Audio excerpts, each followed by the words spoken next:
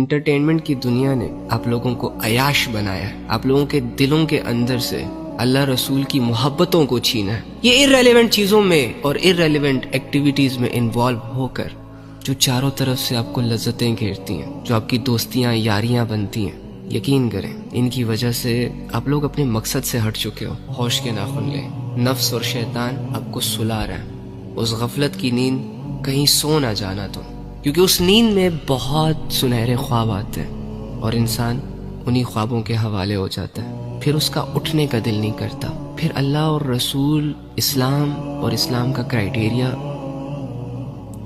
कोई मायने नहीं रखता।